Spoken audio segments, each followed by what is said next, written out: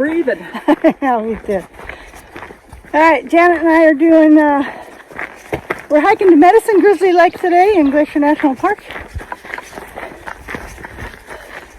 Very few people on this trail.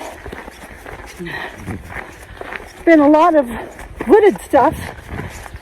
The trail is, it's a 12-mile round trip, and we're on mile 5. Been a lot in the woods. But everybody on this, who's done this trail, talks about the beautiful open meadows with the mountains all around you. Although we've seen mountains, and they've been very pretty. But we're looking forward to seeing that open meadow surrounded by mountains. It's really pretty. It's not a hike very many people go on. But we're enjoying it. Say hi, Janet. Hi.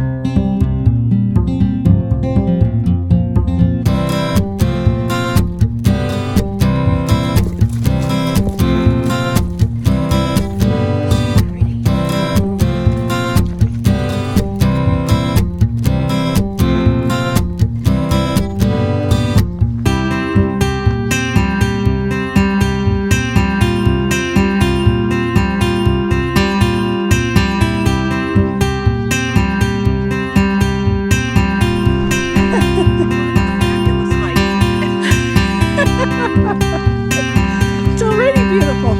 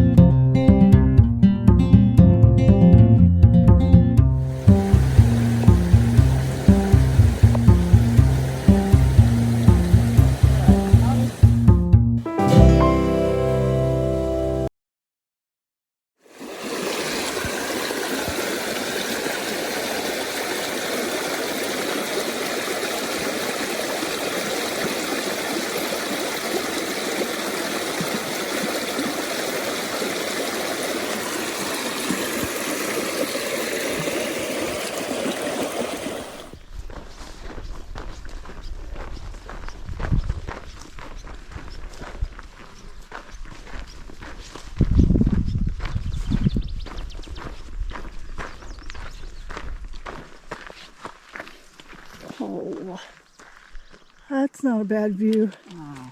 Wow, that's nice.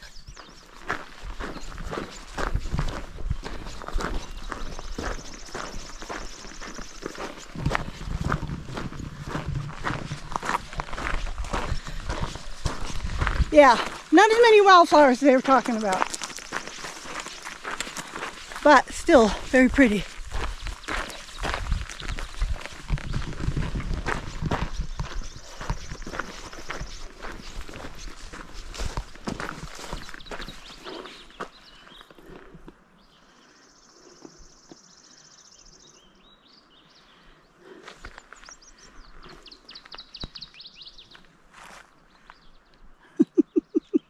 People taking pictures of people taking pictures. You bet.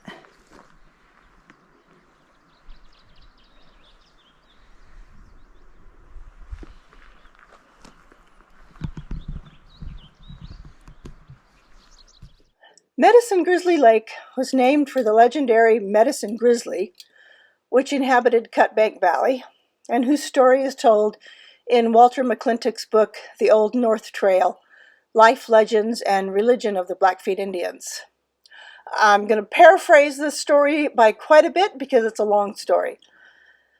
But here's the gist of it. 2 different Native American tribes were having a battle near the lake. One man survived on one of the sides and seemed very ferocious. When he was finally killed, it was discovered that the grizzly bear was his medicine, as evidenced by the grizzly tooth entwined into his hair. For many years, the area was plagued by a huge grizzly, which the Native Americans believed was this warrior brought back to life in the body of a grizzly. Another legend states that a Blackfeet warrior was severely wounded while trying to escape with some stolen horses. A grizzly bear found him and supplied him with food. When the warrior was strong enough, the bear carried him on his back to a location close to his people. The bear asked that in return for saving his life, neither he nor his people would kill a hibernating bear. However the name came about, I think it's a beautiful area and very interesting. Really enjoyed seeing this part of the park.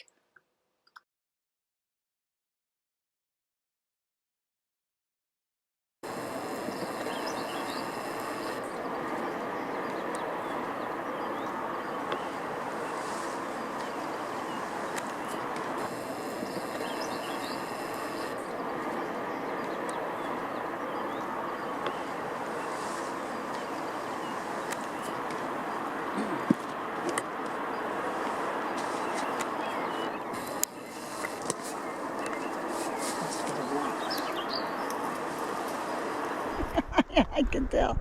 Yeah, I'm about ready to go. I'm getting my video. Say hi, Janet. Hello. Going.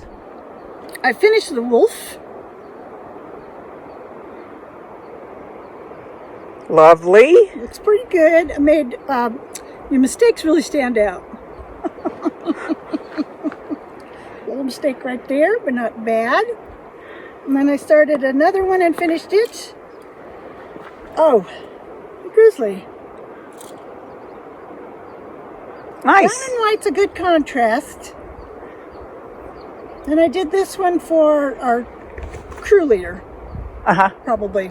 She'll appreciate that. Yeah, she or he. Could be a he. Could be a I he. don't know. And I got some socks done, shorties. I had this skein of yarn, this pink skein of yarn, and I made Vanessa a pair of shorties. I made these for me. They're all mixed up.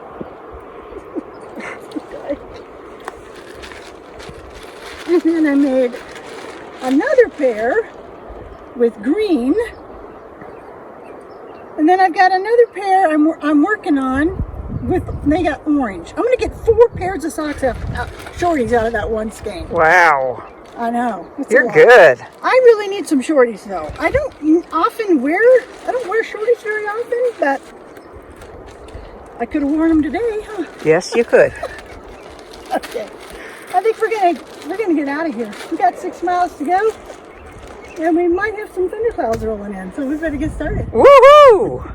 Move that raincoat to the top of the pack.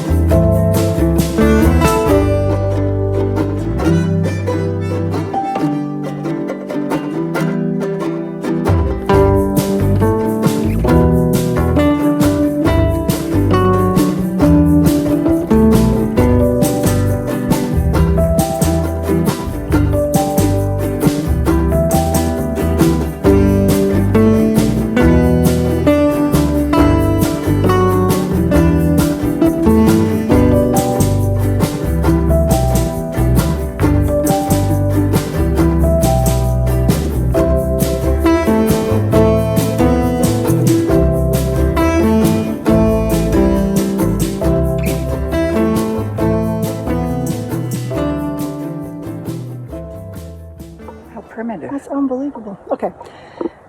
June 25th is today. Janet and I are hiking up to, I'm going to get it right this time, Garry Lookout, not Danny Lookout like I like to call it. There's no lookout, but anyway, we're hiking up there. We hiked up here before, but always in the winter. We haven't done a summer one. So this is kind of interesting. Lots of nice wildflowers. We didn't do a trail review of Medicine Grizzly Lake, and I thought, you keep those mosquitoes away. I thought maybe we could do one now. Janet and I did kind of discuss this. There's pros and cons to that hike. It's very long. It's long. It's long. It was 13. Well, we did 13 miles. We added a little more to it to go see that falls, but it was like 12.4, I think, to get to the lake. But it is long. Yeah, it's a long hike, and then fairly flat, which seems like it should make it easier, but Expectations. Expectations, exactly. The lake I thought was really pretty. The big plus for me was the lake was really nice, and I liked that there weren't very many people on the trail. We only saw like 5 hikers and that pack train. Yeah. And so that usually doesn't happen in Glacier. Also, you can get to it without a park pass. Road pass. And a road pass. They weren't checking. No, they weren't checking They anything. weren't checking anything for that hike. And you can go three different hikes. It splits off a couple places. So there's a variety of places you can go. Janet, when we got back, I think was not thrilled, but you said you thought about it. Yeah, as I reflected on it, it was a nice hike. It was grueling, long, especially because we had read that it was a 4.5 hour round trip. It was not 4.5 hours round trip. No. So maybe that took some of the joy out of it. I think so. I think when we got back to the car and it was 4:30, I think we were both pretty shocked. That hurt. That was painful. Yeah. We were 2 or 3 hours late getting home to the spouses. Yeah, it was late night. It was late. Yeah, I think I got home about 7:30. Because it's a long drive over there. Yeah. But we saw lots of bear sign. No bears, no Lots of moose. bear sign, yeah. But lots of potential to see moose. Yeah, we've read lots of people have there. They've seen moose and grizzly bears along that trail. So that would have been nice, but it didn't happen. So Wildflowers. yeah, there were a lot of wildflowers, yeah. We did do some whining on that hike because it didn't seem like there were as many as there should have been. But, it was okay. And then over the weekend, Janet and I went and did another bow weekend, or day and a half, or mostly a day, up at the Lone Pine Park. And so I'm going to let you look at that video I took of all that, and then we'll talk about that when we get to the top of this hike. Okay. All right. See you later. Janet and I attended another bow program together, Becoming an Outdoors Woman. Our state's Fish and Game puts this on, and they are held in many states. And I guess in some states they're not called bow, but if you look up your local Fish and Game, your state Fish and Game, you should be able to find some activities for women to help them get outside. It's really nice. Janet practiced spraying a bear. She missed the first time. She got it the second time, but at least she did it. I did not. In the morning, we did some yoga and stretching and awareness. Janet and I attended the navigation, so you can helping you read a map. That was really interesting. Does that make sense? Yes. Yeah. And then we attended tree identification. Really enjoyed that a lot. The person leading this was great. She really helped us learn a lot about trees. I really enjoyed it quite a bit.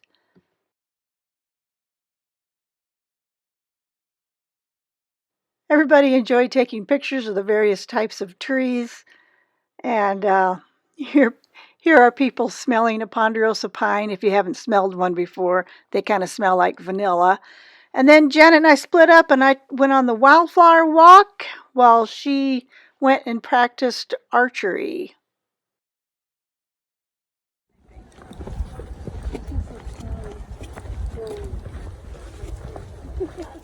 I was super lucky because the bitterroot, which is the Montana state flower, were actually in bloom at the park where the bow program was held. And aren't they gorgeous? Gosh, I love those flowers.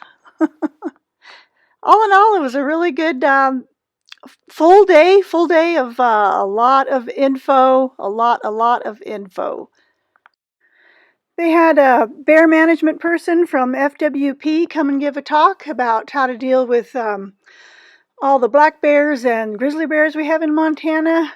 And that was really interesting. It's really good to be reminded again how to deal with bears when you're out hiking in the woods. All in all, I thought it was a really great program, and I highly suggest you check out and see if your state has a bow program or something similar. There are a lot of opportunities to learn a wide variety of things in those programs, and I think it's great. Okay, we're up here.